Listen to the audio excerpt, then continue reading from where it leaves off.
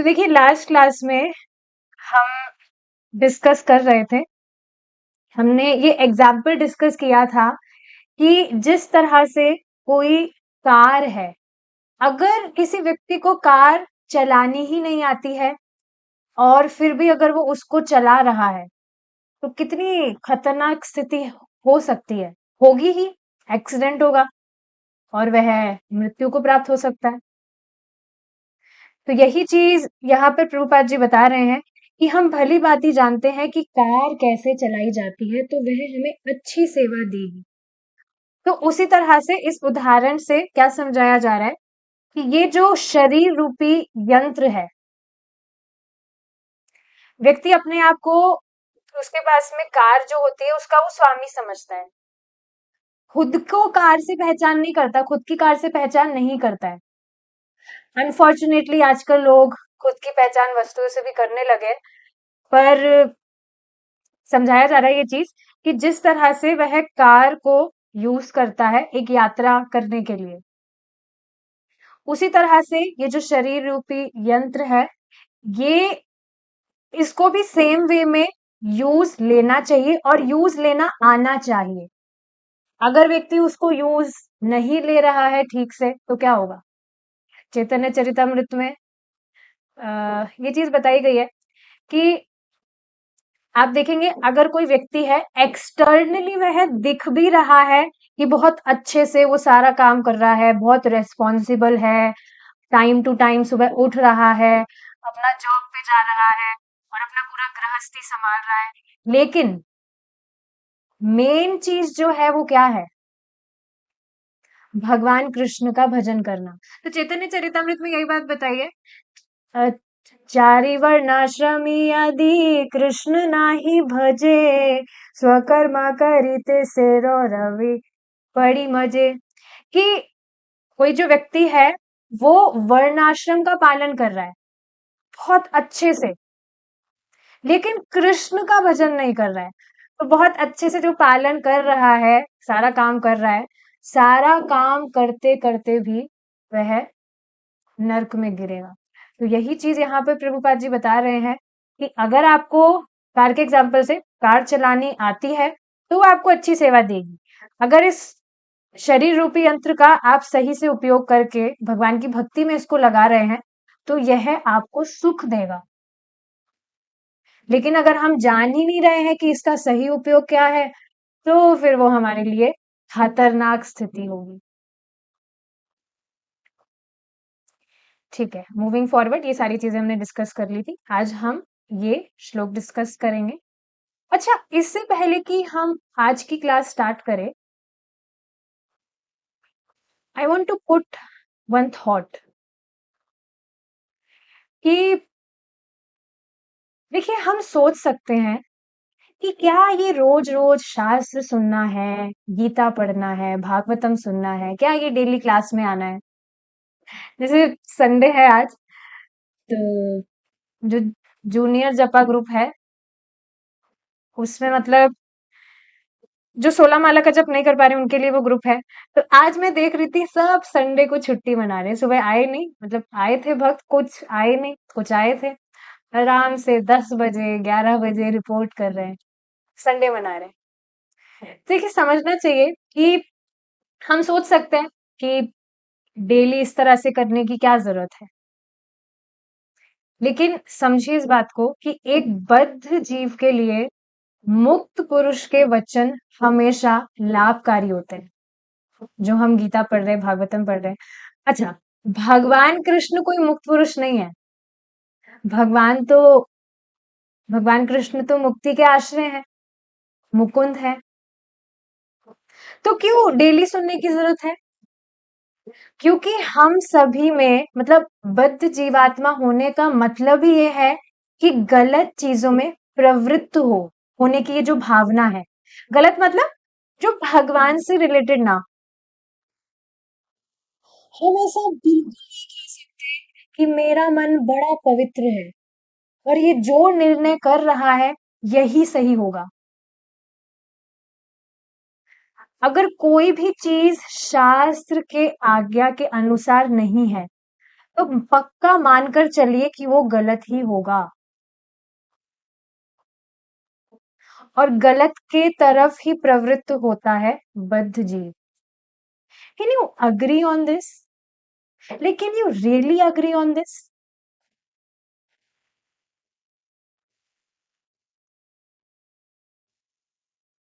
पहले तो हमें पहली बात तो ये है कि हमें मालूम ही नहीं होता है कि हमारा हित क्या है। तो इस वजह से शास्त्र की आज्ञा को बार बार सुन करके व्यक्ति अपनी बुद्धि को दृढ़ रखता है कि हमको उसी पर चलना है। नहीं तो आप देखेंगे लोग आपको इसी चीज के लिए कन्विंस करेंगे कि आप लोग अपना टाइम बर्बाद कर रहे हैं। यहाँ तक कि माया भी यही प्रीचिंग करती है कि कहाँ पहुंच गए होते तुम, कहाँ तक अभी तक, क्या मिल गया तुमको इस तरह से भक्ति करके। एक भक्त मुझे आज कह रहे थे कि मेरे भक्ति करने के कारण मेरे घर वाले कह रहे हैं कि मैं बिगड़ गई हूँ। तो एक बात बताइए, बिगड़ने का अर्थ क्या होता है? आर यू अब्यूजिंग और आर यू स्टीलिंग? क्या आप चोरी चकारी कर रहे हैं? क्या आप कुछ गंदे शब्द कह रहे हैं? कुछ भी जो गंदा आचरण होता है उसको ही तो बिगड़ा हुआ कहते हैं। बिगड़े होने का लक्षण क्या है? खुद बताइए आप। लाइक कोइंसिडेंटली ही एक मुझे कोई रील मिला था, उसमें भक्त इसी तरह से बता रहे थे कि आजकल के जो बच्चे हैं जो भक्ति नहीं कर रहे हैं, वो पता नहीं कैसा कैसा आचरण कर रहे हैं। उसके विषय में अगर चर्चा की जाए तो मतलब बोलने योग्य भी नहीं है वो। तो क्या भक्त इस तरह का आचरण कर रहे हैं?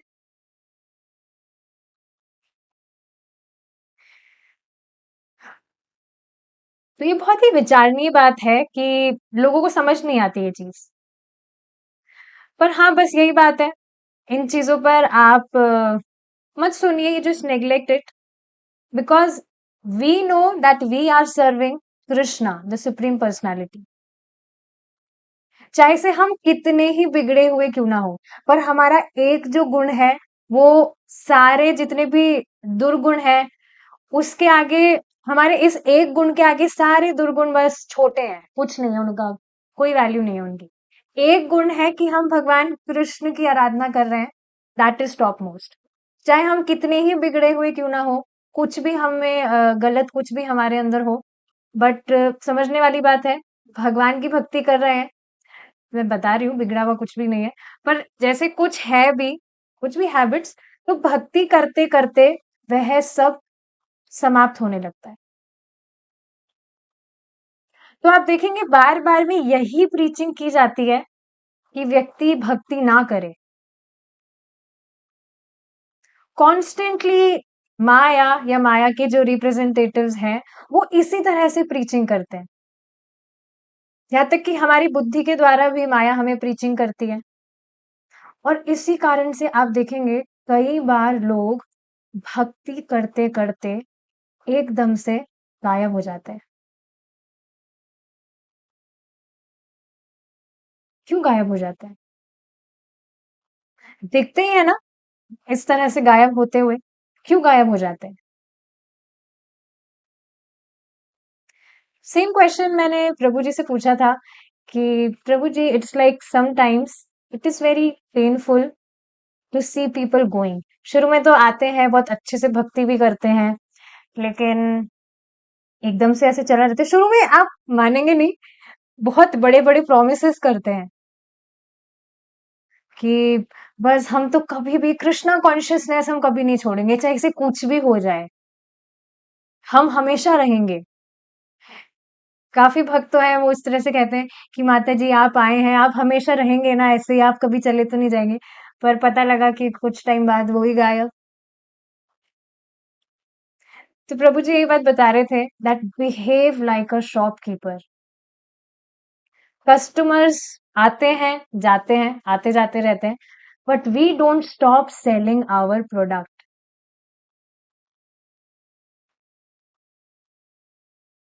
बहुत अमेजिंग चीज है। कि very very few people are there, बहुत ही कम ऐसे लोग होंगे जो भक्ति में आने के बाद में पूरे जीवन तक सरवाइव करेंगे। बहुत ही रेयर रेयर वो होते हैं। तो ये बहुत ही लाइक प्रोफाउंड चीज थी जो प्रभु जी ने बताई मुझे इस तरह से। सो वी शुड लाइक, हमें इस पर ध्यान देना चाहिए कि ठीक है, आगे जो होगा हमको पता नहीं है, हमें अभी पर ध्यान देना चाहिए कि हर दिन, आज, अभी हमारी प्लानिंग हो कि आज का दिन हमें हमारा भगवान की सेवा में कैसे लगाना है। ये चीज भी मैं क्यों कह रही हूँ, क्योंकि एक कोई मतलब व्यक्ति थे, तो ठीक है वो भी भक्ति कर रहे थे, पर एकदम से पता नहीं बार बार में यही चीज वो कह रहे थे कि मुझे आगे का डर है, आगे क्या होगा, आगे मुझे मतलब मैं फेल नहीं हो जाऊंगा, ये हो जाऊंगा, वो हो जाऊंगा। बार बार में मैं यही चीज बता रही थी कि भाई अभी पर फोकस करो ना, अभी तो आप कर पा रहे हैं ना भक्ति, आगे क्या होगा नहीं होगा वो आगे की बात है।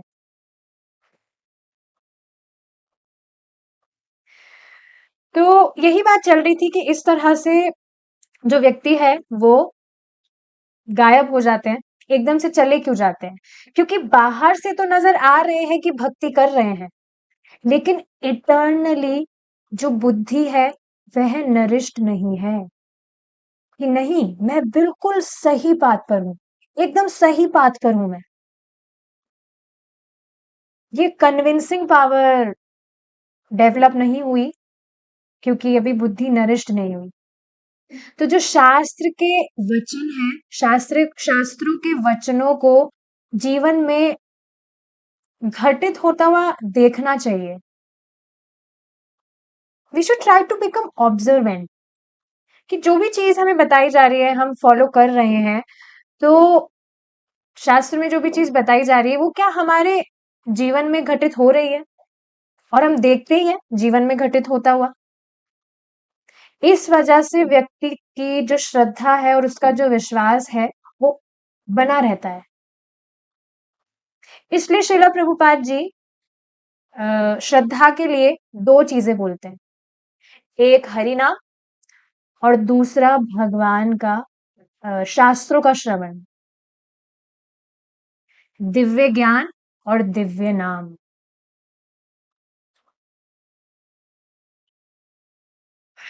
तो बस ये चीज बताना चाह रही थी मैं, कि इस तरह से डेली नियमित रूप से हमारी साधना करना बहुत इंपॉर्टेंट है। अभी हम जो श्लोक हमें मतलब हम डिस्कस कर रहे हैं उसमें यही चीजें तो बताई जा रही है। कुछ भी सिचुएशंस आए, जो हम कर रहे हैं हमारी डेली साधना, उसमें कुछ चेंज नहीं करना है, that has to be fixed.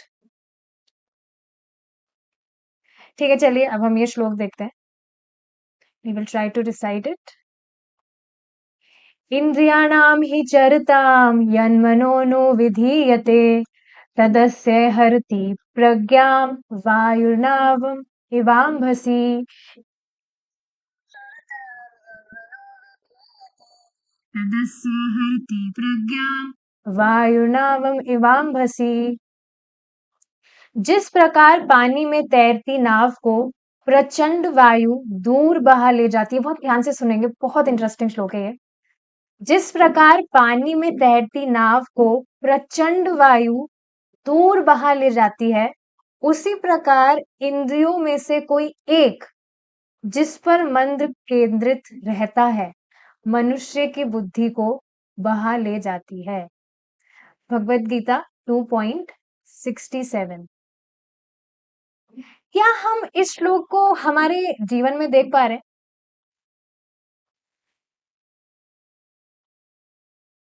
बताइए, इस बात को देख पा रहे हैं इसको हमारे जीवन में? देखिए वर्ड टू वर्ड एक बार समझेंगे। इंद्रिया नाम ही चरताम, बहुत इजी श्लोक है, मतलब समझ जाएंगे। इंद्रिया नाम ही चरताम। अब चरताम का अर्थ क्या है? चरने का अर्थ जानते हैं क्या होता है? जैसे एक जो गाय है वह चरती है, घास चरती है वो खुद के ग्रेटिफिकेशन के लिए, वैसे ही इंद्रिया नाम ही चरताम, हमारी जो इंद्रिय है वो कॉन्स्टेंटली ग्रेटिफिकेशन के लिए मतलब ग्रेटिफाई होना चाहती है। यन मनो नो विधीयते। और जैसे कोई भी इंद्रिय है किसी भी इंद्रिय भोग के संपर्क में आती है तो तुरंत बस मन वहां खिंच जाता है।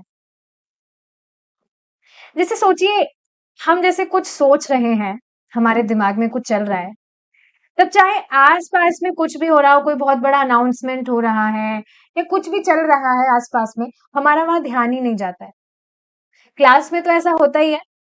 जैसे कई बार मेरे साथ क्या होता है, प्रभु जी कुछ ऐसी बात बताते हैं, बहुत स्ट्राइकिंग होती है वो बात, तो मैं उस बात को पर ही मैं विचार करने लग जाती हूँ और फिर प्रभु जी आगे जो बात कहते हैं वो मुझसे मिस हो जाती है। तो आप बताना क्या चाह रही हूँ? जो बात प्रभु जी ने बताई मैं उस पर विचार कर रही हूँ, तो प्रभु जी आगे बोल भी रहे हैं, फिर भी उनकी बात मुझे सुनाई नहीं दे रही। मैं मतलब मेरे विचारों में ही मैं खो रही हूँ। इस वजह से मुझे मतलब आफ्टर क्लास ऑल्सो मुझे बार-बार में रिकॉर्डिंग सुनना होता है। कम से कम 1-2 बार मैं फिर से सुनती हूँ। इसको देखिए एक और एग्जांपल से समझिए। जैसे आप किसी से कॉल पर बात कर रहे हैं और अब उसी टाइम आप और किसी से चैटिंग करने लग जाइए। आप देखेंगे दोनों चीजें आप एक साथ नहीं करेंगे, नहीं कर पाएंगे। करा है आपने कभी ऐसा? कॉल पर भी बात हो रही है और जैसे कभी मैं किसी कॉल पर जैसे बात हो रही है, साइड में देखती हूँ कि किसी भक्त का कुछ मैसेज आया तो उनको भी रिप्लाई कर देती हूँ मैं। लेकिन ऐसा नहीं हो सकता है। आपका जो दिमाग है वो एक टाइम पर एक जगह ही लग सकता है। अब यहाँ से एक बात समझ रहे हैं, चैंटिंग करते वक्त हम कुछ और करने लगे। जैसे देखिए दिमाग में आता है ना कि हाँ हाँ हम जोर से बोल रहे हैं, हमें सुनाई दे रहा है, साइड में ये काम भी कर लेते हैं, कानों से सुनना ही तो है, कानों में जाना चाहिए, हम सुन रहे हैं। लेकिन ऐसा नहीं होता है। आप एक ही समय दो जगह दिमाग नहीं लगा सकते। कई बार आप देखेंगे जब आप ध्यान पूर्वक जप करने का प्रयास करते हैं, इमीडिएटली आपको कनेक्शन फील होता है, कनेक्शन फील कर पाते हैं। मतलब सुनने का डेफिनेटली आप प्रयास करेंगे तो आप सुन ही पाएंगे तुरंत। और जब हम जप के साथ साथ कुछ और जैसे साइड में फोन चलाने लग गए या कुछ भी लैपटॉप में देखने लग गए तो तुरंत डिसकनेक्शन फील करेंगे। कई बार तो मैं अपने आप को डांट लगाती हूँ, अरे चैंटिंग कर रही है, एक बार चैंटिंग कर लो ना शांति से, बाकी काम बाद में कर लेंगे। जब एक बार हम तब चैंटिंग कर ही रहे हैं तो शांति से चैंटिंग कर लेते हैं। क्या ये थॉट्स के विषय में कुछ भी थॉट्स आ रहे हैं उनमें उसके बारे में सोचना है या कुछ और काम करना है? वैसे तो आई अवॉइड कुछ और काम करना, बट कभी कभी ऐसा होता है तो तुरंत बस प्रीच करना होता है। लेकिन आप देखेंगे जब आप इस तरह से ध्यान पूर्वक जप करने का प्रयास मात्र भी करते हैं, so you feel some kind of pleasure, you feel peaceful actually. Prabhupada ji बताते हैं there is no scope of hazy consciousness if you are chanting attentively.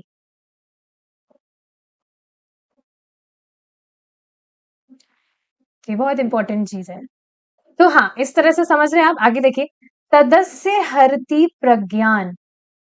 अब जब व्यक्ति जान रहा है कि वह यह शरीर नहीं है, जान रहा है कि इंद्रियों को संतुष्ट करके खुद संतुष्ट हो ही नहीं सकता है, लेकिन वायुर्नावम इवाम्भसी, जैसे एक नाव है, पानी के बहाव से वह बह जाती है।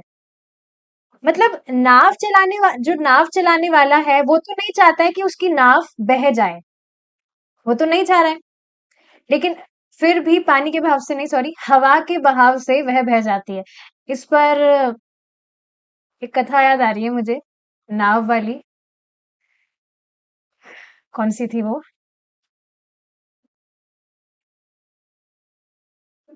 वही भगवान श्री राम जी की जो कथा थी, उसमें कौन थे वो नाव, जो अपनी नाव बचा रहे थे, कितना ड्रामा किया था उन्होंने। केवट, यस।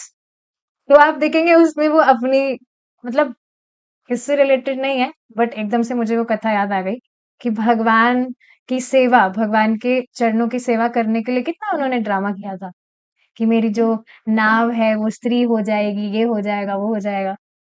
एनीवेज, तो आप देखेंगे जो नावक है, वह नहीं चाहता है कि नाव बह जाए, पर हवा के बहाव से वह बह जा रही है। अब इसको देखिए, एग्जाम्पल से समझिए क्या कहा जा रहा है यहाँ पर।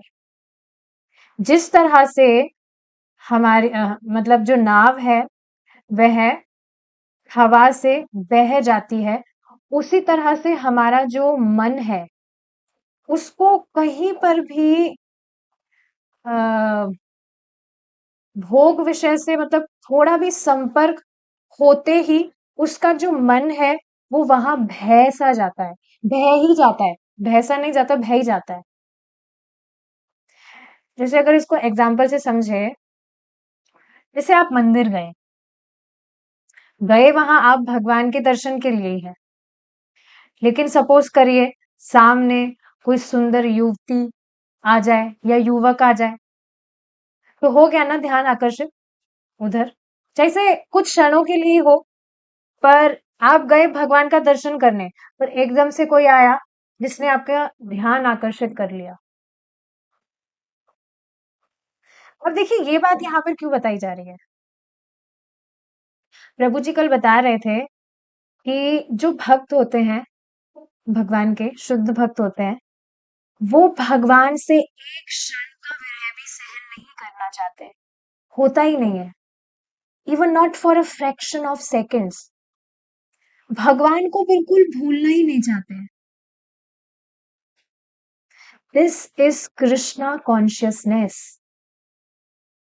That Krishna is always there in your consciousness. हमेशा आपकी चेतना में भगवान कृष्ण है, बिल्कुल भी विस्मृति नहीं है।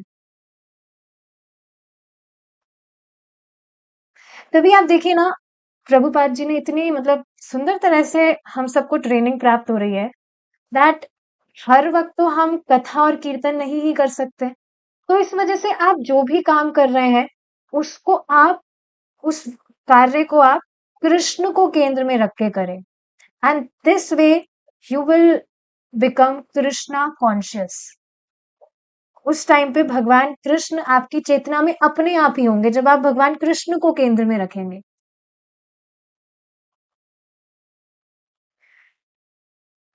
तो भी जो एग्जाम्पल दिया गया, अब कोई व्यक्ति वास्तव में अगर ऑनेस्ट होगा तो वो इस बात को स्वीकार करेगा।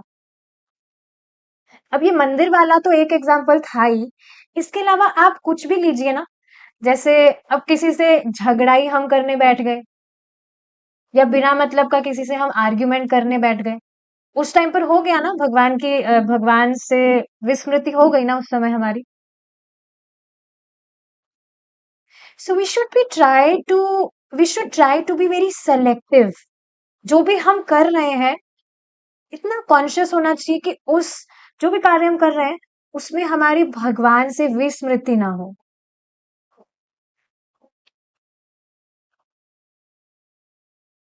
आप समझ रहे हैं, इंद्रियों की शक्ति कितनी है, बिना किसी योजना के हमें कहीं पर भी बहाकर ले जाती है, इज इट नॉट?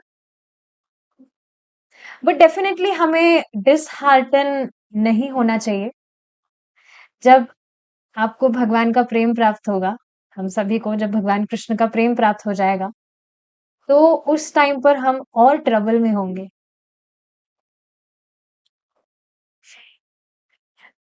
सब देखिए, समझिए ट्रबल का अर्थ क्या है। देखिए ये ट्रबल जो है वो महाप्रभु का भी था।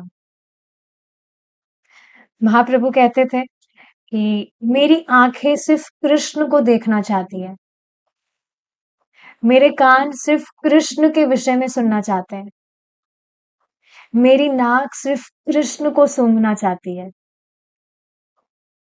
लेकिन ये जो मेरा मन है, ये सिर्फ एक इंद्रिय के साथ ही रह सकता है। और ये जो मेरा मन है, इट इज गेटिंग बिवल्डर्ड कि कौन सी इंद्रिय में लगूं मैं। जैसे अभी हमने डिस्कस किया, एक समय में हम एक जगह हमारा दिमाग लगा सकते हैं।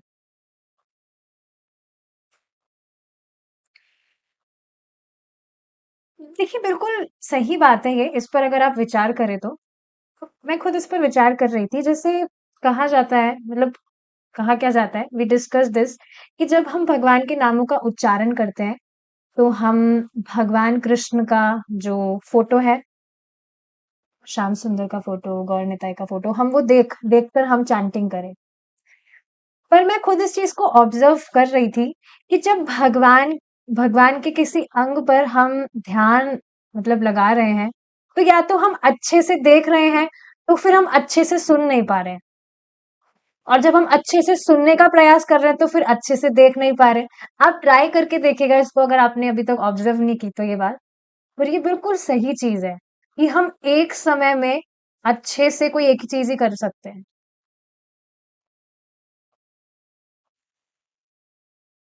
तो जब भगवान कृष्ण अपनी सुंदरता, अपनी सुगंध को रिवील करने लगते हैं,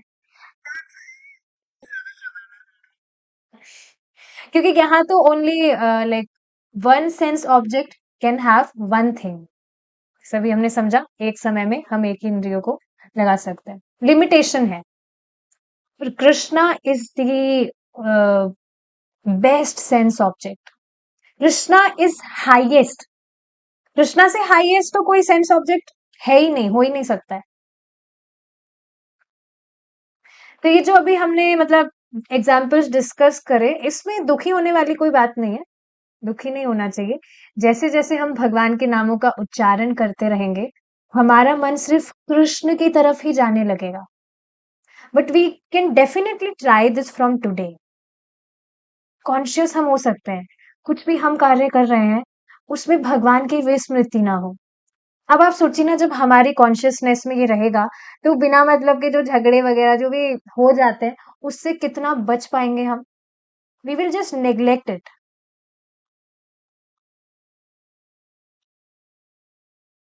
सुना तो हमने बहुत बार है ये चीज कि हमें ये सारी चीजें अवॉइड करना चाहिए, हमारा टाइम था कि बचे।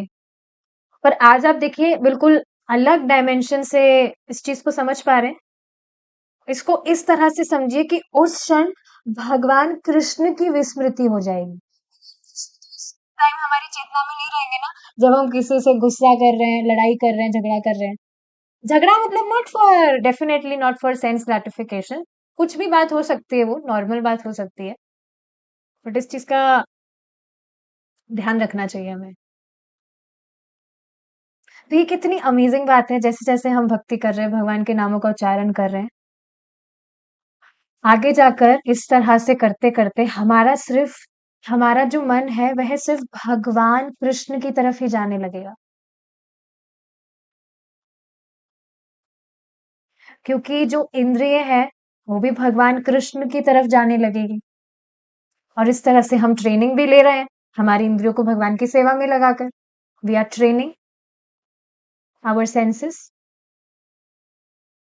पर आप देखिए, ये एक अद्भुत शक्ति दिखाता है इंद्रियों की, कि वो तुरंत हमारी इंटेलिजेंस मतलब चली ही जाती है कहीं पर। इसी पर देखिए, एक और मतलब एक भक्त बता रहे थे, मैंने वो रील शेयर भी किया था ग्रुप में, कि श्रीमती राधा रानी कहती हैं कि अ, तव कथामृतम तप्त जीवनम, गोपी गीता।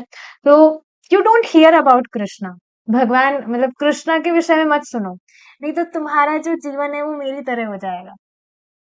तप्त जीवनम, तप रहा है फ्राइंग पैन पर। मतलब भौतिक जीवन में तो कोई टेस्ट मिल नहीं रहा है, और यहाँ पर कृष्णा भी टेस्ट कहाँ दे रहा है।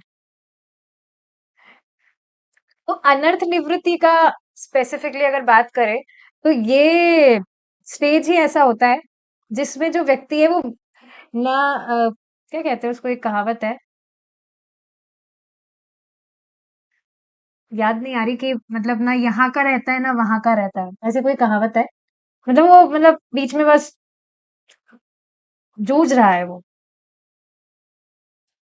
पर आप देखेंगे इसमें कोई जलन नहीं हो रही है हृदय में। इस तरह से भी मतलब जो भी भक्त, स्पेशली देखिए, जो भक्त नियमित रूप से भक्ति कर रहे हैं, उनके उन पर ये बात घटित होती है specially. We don't like feel like quitting. और डेफिनेटली हमारी वजह से नहीं हो रहा है, ये भक्ति का प्रभाव है। आप नियमित रूप से भगवान के नामों का जप करेंगे, श्रवण करेंगे, आपकी कन्विंसिंग पावर और ज्यादा स्टेबल होती जाएगी, that yes we are on the right path. मतलब there will be not any other thought, कोई और आपके दिमाग में चीज नहीं होगी कि इसके अलावा भी कुछ श्रेष्ठ चीज है क्या। ठीक है, आगे देखिए। हम अपने इंद्रियों को कैसे नियंत्रित करें, यह सीखना अनिवार्य है। गोस्वामी उपाधि उसे दी जाती है जिसने यह सीख लिया हो कि इंद्रियों के स्वामी कैसे बने। गो का अर्थ है इंद्रिया और स्वामी का अर्थ है वश में करने वाला। इसलिए जो इंद्रियों को वश में कर सकता है वही गोस्वामी माना जाता है। इसी पर मैं एक बात बताना चाहूंगी। एक कोई व्यक्ति थे, तो उनका मैसेज आया था कि पता नहीं कहाँ से कुछ कनेक्शन हुआ, तो फिर मैसेज आया that are you a devotee of God, do you serve God, ऐसा कुछ मैसेज था। बहुत पुरानी बात हो गई है अब तो मैंने कहा, मैंने तो कह दिया कि no, I am trying to become devotee of Krishna, I am still on a journey. अभी मैं अभ्यास कर रही हूँ, अभी भक्त बनी नहीं हूँ मैं। तो ऐसे ही कुछ बात चल रही थी, तो बाद में मतलब उन्होंने कहा कि आई एम गोस्वामी। यहाँ जयपुर में जो गोविंद देव जी का टेम्पल है, उनके जो पुजारी है, उनके किसी रिलेशन में है वो व्यक्ति। न- थे, अब तो नहीं है, मतलब पता नहीं कहाँ गए। तो हाँ, सो दैट टाइम मतलब जब मुझे ये बात पता लगी तो आई वाज फीलिंग ब्लेस्ड कि वाओ, भगवान ने किसी ऐसे व्यक्ति को मेरे जीवन में भेजा है। शायद भगवान मुझे कुछ शिक्षा देना चाहते हैं, मुझे बहुत कुछ इनसे सीखने को मिलेगा। हो स्वामी। तो इस तरह से मतलब बाद में बात हुई, तो बाद में पता चला that he was not practising anything. मतलब सामान्य जो भौतिकतावादी का जो जीवन होता है वही। मैंने उनसे पूछा कि गोस्वामी जी मतलब whatever, do you chant, chanting तो आप करते होंगे। तो उन्होंने कहा हाँ, मैं जब स्कूल में था तब करता था। मैंने कहा अरे वाह गोस्वामी जी। तो मतलब देखिए ये बात मैं क्यों बता रही हूँ, यहाँ पर प्रभुपाद जी जो बात बता रहे हैं कि जो इंद्रियों को वश में कर सकता है वही गोस्वामी माना जाता है। अगर किसी ने टैग लगा लिया है दैट आई एम गोस्वामी, तो सिर्फ टैग लगाने मात्र से वह गोस्वामी नहीं हो गया है। यही बात अभी शाम की श्रीमद् भागवतम क्लास में चल रही है कि जाति से अगर कोई व्यक्ति बोल रहा है कि मैं ब्राह्मण हूं, तो वह ब्राह्मण नहीं हो गया है। देखिए इस बात को समझिए, जैसे किसी के पिता आईएएस ऑफिसर है, तो क्या उनका बेटा भी आईएएस ऑफिसर हो गया? No right. उसको पढ़ना पड़ेगा, अभ्यास करना होगा, तब जाकर वह आईएएस ऑफिसर बनेगा। एग्जाम्पल के लिए बता रही हूँ। उसी तरह से अगर किसी कोई भी व्यक्ति अपने आप को ब्राह्मण कह रहा है, उसको वैसा आचरण भी करना होता है। सिर्फ टैग लगाने से कोई ब्राह्मण या गोस्वामी नहीं हो जाता है। बहुत इंपॉर्टेंट चीज है ये। कृष्ण भगवान कहते हैं कि जो अपनी पहचान भ्रामक भौतिक शरीर से रखता है, वह अपने सही स्वरूप आत्मा में स्थित नहीं हो सकता है। शारीरिक आनंद चंचल और प्रमादी है, और इसके क्षणिक स्वभाव के कारण हम वास्तव में इसका आनंद नहीं ले सकते हैं। क्लियर है ये चीज? मटेरियल हैप्पीनेस जो है क्षणिक है, वो आत्मा तो आध्यात्मिक है। जो क्षणिक वस्तुएं हैं, क्षणिक जो सुख है, उससे व्यक्ति संतुष्ट नहीं हो सकता है। वास्तविक आनंद आत्मा का है, शरीर का नहीं है। जैसे ऊपर अभी प्रभुपाद जी ने जो बात बताई थी कि हमें इस शरीर को अ, क्या लाइन थी यहाँ पर, एक लाइन थी।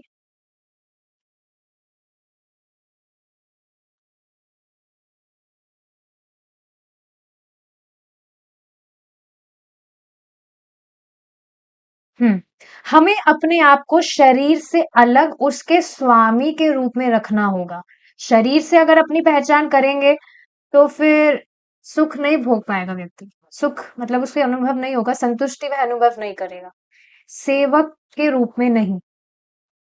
तो ये बहुत इंपॉर्टेंट चीज है समझने वाली, कि वास्तविक आनंद आत्मा का है, शरीर का नहीं है, क्योंकि शरीर तो पदार्थ है, जड़ वस्तु है। उसमें कॉन्शियसनेस है, चेतना है आत्मा के द्वारा। हमें अपने जीवन को इस तरह मोड़ना है कि हम शारीरिक आनंद के कारण पथ भ्रष्ट ना हो जाए। यदि किसी प्रकार हम पथ से विचलित हो गए तो हमारे लिए अपनी चेतना को शरीर से परे वास्तविक स्वरूप में स्थापित करना संभव नहीं है।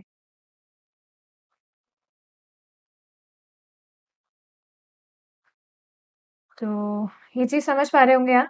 एक बार फिर से पढ़िए। यदि किसी प्रकार हम पथ से विचलित हो गए तो हमारे लिए अपनी चेतना को शरीर से परे वास्तविक स्वरूप में स्थापित करना संभव नहीं है।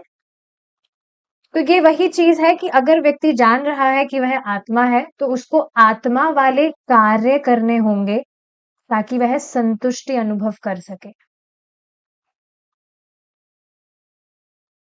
लेकिन अगर वह ऐसा नहीं करता है तो वह अब उसका जो वास्तविक स्वरूप है, क्या है वास्तविक स्वरूप? सच्चिदानंद, उसमें वह स्थापित नहीं हो सकता है। ठीक है, आगे ये जो श्लोक है इसको हम आज ही चर्चा करेंगे। 2 दिन पहले अभी लाइट चले जाने के बाद में क्लास छोटी सी हुई थी, मुझे पता है आप सबको दुख हुआ था, मुझे भी हुआ था। तो ठीक है, हम आज ही डिस्कस करेंगे इसको। Let's try to recite the shloka. भोगैश्वर्य प्रसक्तानां तयापहत चेतसां व्यवसायात्मिका बुद्धि समाधौ न विधीयते। भोगैश्वर्यं प्रसक्तानां तयापहत चेतसां व्यवसायात्मिका बुद्धि समाधौ न विधीयते। एक बार अभी हम ये फर्स्ट श्लोक डिस्कस करेंगे, फिर आगे फर्स्ट श्लोक, मतलब ये फर्स्ट जो श्लोक यहाँ पर मेंशन है उसके बाद आगे वाला देखेंगे। जो लोग इंद्रिय भोग तथा भौतिक ऐश्वर्य के प्रति अत्यधिक आसक्त होने के कारण ऐसी वस्तुओं से मोहग्रस्त हो जाते हैं, उनके मन में भगवान के प्रति भक्ति का दृढ़ संकल्प नहीं हो पाता। तो देखिए, बहुत ही अमेजिंग श्लोक है ये। अगेन इसको फिर से हम वर्ड टू वर्ड समझने का प्रयास करेंगे। भगवत गीता का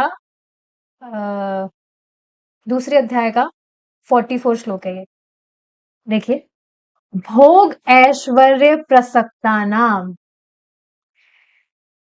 बेसिकली देखिए, इस श्लोक से भगवान समझाना चाह रहे हैं कि क्यों जो लोग इंद्रिय भोग में आसक्त हैं, भौतिकतावादी कार्यों में आसक्त हैं, उनकी बुद्धि कृष्ण भावनामृत में फिक्स नहीं हो पाती है।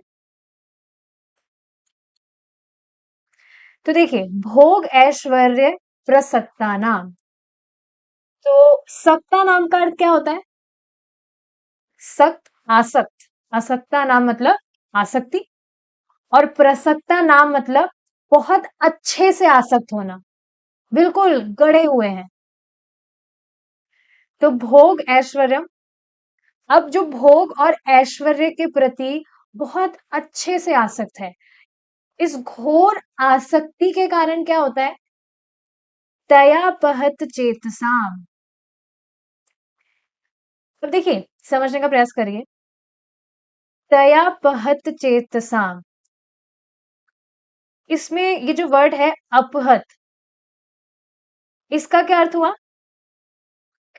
अपहरण करना। अपहरण का अर्थ क्या होता है? किडनैप करना। तो ऐसे व्यक्ति की जो चेतसाम, चेतना है, वह किडनैप कर ली जाती है, हर ली जाती है।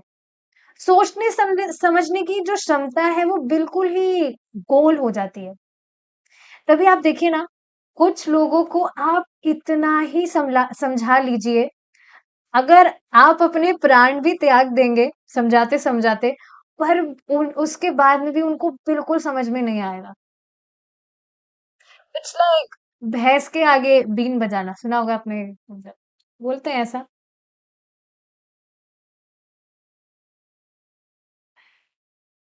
जैसे अभी 2 दिन पहले की बात है, एक व्यक्ति मतलब घर पर आए थे, कोई गेस्ट, तो आप यकीन नहीं करेंगे, पूरी रात, like full night, I was explaining him, I was trying to explain him पूरी रात। मतलब अब ऐसा नहीं है ना कि आप किसी व्यक्ति को समझा रहे हैं, वो अब बिल्कुल, मतलब आपको समझ में आने लगता है कि सामने वाला व्यक्ति ग्रैब कर रहा है या नहीं कर रहा है। तो आप सोच रहे होंगे कि क्या आपको समझ नहीं आया जो पूरी रात आपने लगा दी, फिर भी उस व्यक्ति को समझ नहीं आया? Actually I was kind of bewildered, क्योंकि वो इस तरह से, उनका मतलब जो बिहेवियर था वो इस तरह से था that he is accepting things. तो पूरी रात मतलब मुझे लग गई उनको समझाने में, लेकिन उसके बाद में भी अंत में सुबह जब हो गई, तो मैंने उनसे पूछा, तो मैंने कहा मुझे थोड़ा समय चाहिए सोचने के लिए। एंड आई वाज, मतलब मुझे एहसास हुआ that I just wasted my whole night.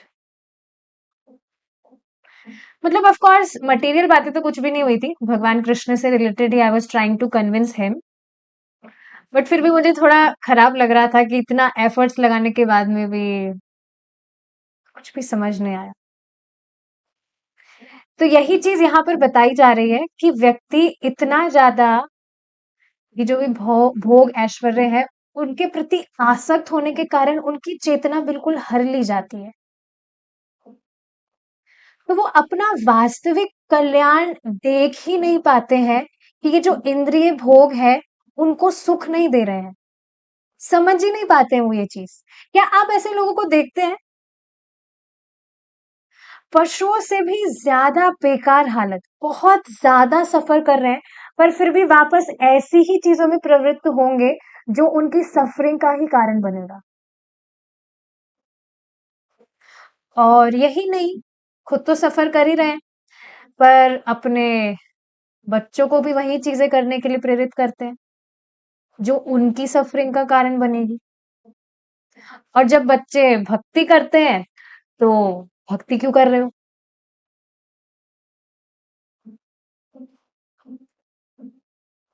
जैसे ऐसा लग सकता है जो हिरण्यकशिपु है वो सुख भोग रहा था, लेकिन अगर इस पर विचार किया जाए तो ऐसा बिल्कुल भी नहीं है। He was constantly in anxiety. उसके पास तो, जबकि आप देखेंगे सभी भोग उपलब्ध थे, सभी हर तरह के, जो कि स्वर्ग में भी सुलभ नहीं थे स्वर्गवासियों को, because he was the ruler of 3 planetary systems. फिर भी वह असंतुष्ट ही था। तो फिर अब बताइए वह सुखी कैसे हो सकता है? अगर कोई व्यक्ति असंतुष्ट है तो वह सुखी कैसे हो सकता है?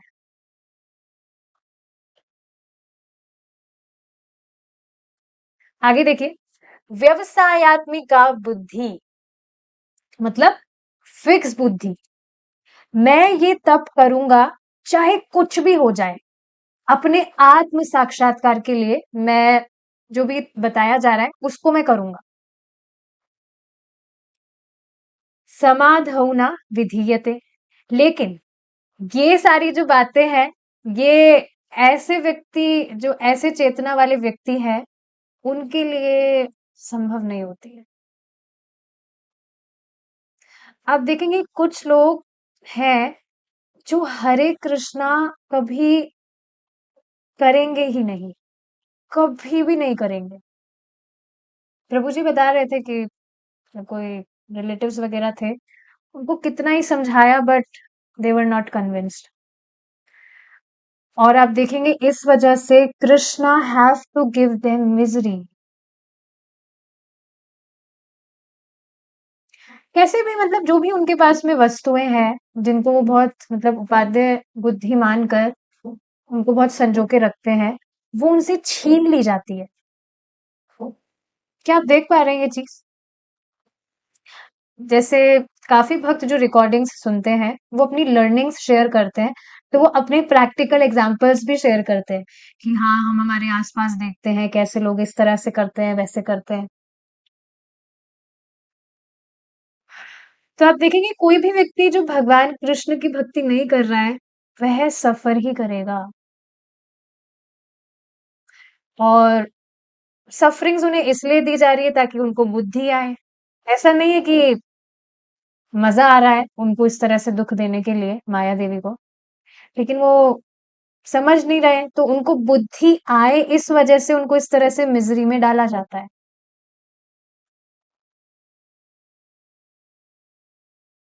इस पर देखिए एक और पॉइंट है, समझने का प्रयास करिए।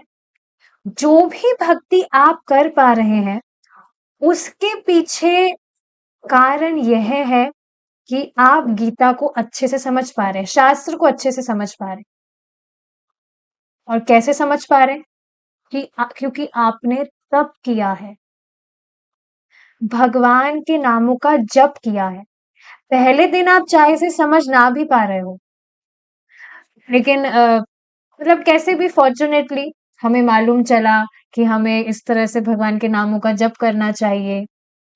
तो अब आप देखेंगे Krishna is bringing this knowledge in front of us, और हम इसको समझ भी पा रहे हैं। आई एम तो लाइक फुल्ली कन्विंस्ड, क्योंकि मैं प्रत्यक्ष देख पाती हूँ कि कैसे सब कुछ जीवन में घटित हो रहा है, सिर्फ थ्योरी मात्र नहीं है। आप खुद इस चीज को देख रहे हैं, बिल्कुल स्पष्ट दिख रहा है कि कैसे रास्ते खुलते ही जा रहे हैं। इस पर एक और कोट है श्रीपाद अनंत प्रभु जी के द्वारा। Let me just take that out, बहुत ही सुंदर था वो कोट। यहाँ स्क्रीन पर तो नहीं दिखेगा पर मुझे दिख जाएगा होपफुली। देखिए, as you deepen your naam bhajan and become concentrated on the pursuit of that goal of life, Krishna marks you.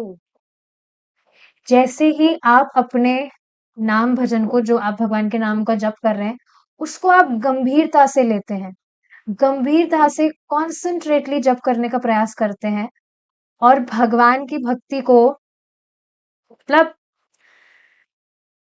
जो गोल है लाइफ का समझ पा रहे हैं कि भगवान की भक्ति करना है, कृष्ण को प्रसन्न करना है, भगवान कृष्ण आपको मार्क कर लेते हैं।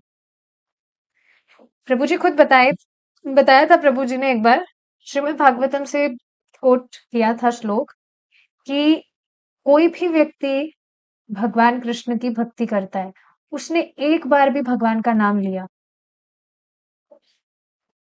ऑफेंसलेसली, तो भगवान ऑफेंसलेसली नहीं, मतलब उसने नाम लिया है तो बस भगवान उसको मार्क कर लेते हैं कि इसको तो मुझे मेरे पास लाना है, इसको, इस व्यक्ति को तो मुझे वापस मेरे पास लाना है। So Krishna marks you, Radha Rani marks you, and they will do all the work, they will make all the arrangements.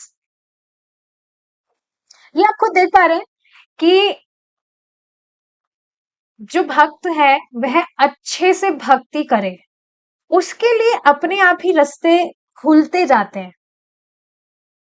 Is it not? कभी कभी कुछ डिफिकल्टीज आ सकती है, that is for our purification only, but आप खुद देखेंगे कि हम अच्छे से भक्ति कर सके उसके लिए रास्ते खुलते जाते हैं। हमें भक्तों का संग मिलने लगता है, मतलब और अच्छे भक्त हम हमारे साथ जुड़ने लगते हैं, जिनसे हम और भगवान कृष्ण के विषय में चर्चा कर सकते हैं, और उनके साथ में हम जप कर सकते हैं। जैसे आप देखिए ना शाम को जो जप हम कर साथ में, मतलब पहले नहीं था लेकिन अब सब शाम को साथ में जप करते हैं। I have also decided now शाम को मैं भी सबके साथ में जप करूंगी। जो इंग्लिश की क्लास है we will do it in afternoon.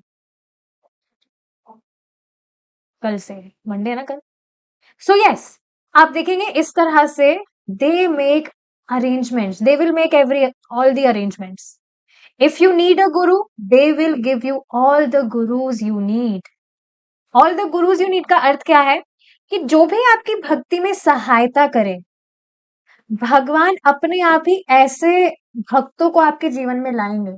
और एक और बहुत इंपॉर्टेंट चीज है इसमें, जो सच में मैं ऑब्जर्व कर रही हूँ, ऐसे लोगों को भगवान आपकी लिस्ट से कट भी करते जाएंगे जो आपकी भक्ति के लिए विरोधी हो।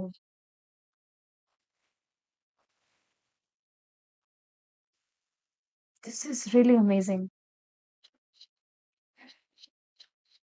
क्यों? ऐसा क्यों है? Because they want you to become perfected more than you want to become perfected. आप ठीक है, खुद भक्ति करके आप परफेक्ट होना चाहते हैं, सारी जो भी आपकी डिजायर्स हैं आप उससे मुक्त होना चाहते हैं, ठीक है, you are trying hard. But Krishna, Shrimati Radha Rani, वो तो हमसे ज्यादा ईगर है कि हम जल्द से जल्द परफेक्ट हो। हमार हमसे ज्यादा like they are so much concerned about us कि हम अच्छे से भक्ति करें। They love you more than you love your self, and this is fact, is it not? तभी तो आप सोचिए ना, हमारी तो कोई योजना भी नहीं थी कि हम इस तरह से भक्ति करें, पर क्योंकि भगवान कृष्ण हमसे भी ज्यादा, ये चीज देखिए हमने जो अभी शुरू में डिस्कस की कि हमें खुद को ही नहीं पता कि हमारा हित क्या है, शास्त्रों के द्वारा हमें ये चीज पता लगती है। तो इस तरह से भगवान हमें, हम जितना अपने आप से प्रेम नहीं करते हैं, प्रेम तो हम जानते भी नहीं है क्या होता है, मतलब पहले नहीं जानते थे, we just into gratifying our senses, but भगवान हमसे बहुत प्रेम करते हैं।